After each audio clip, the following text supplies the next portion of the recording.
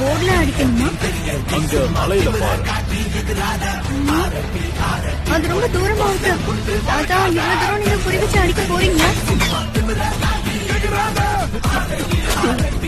இப்ப அடுத்த நீ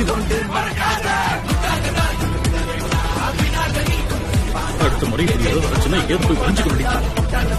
பாருப்பா தம்பி, ஒரு வேளை குறி தப்பிடுச்சுன்னா நீ தோத்து போயிடலாம்.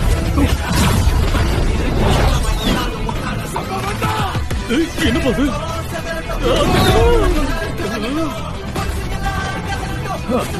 ரொம்ப தூரம் போச்சு. ஆனா குறி தப்பிடுச்சு. பாடிகார்ட்ஸ் இவனை வெளியே அனுப்புவீங்க. அதை கொஞ்சம் சுத்தி வர விடுங்க.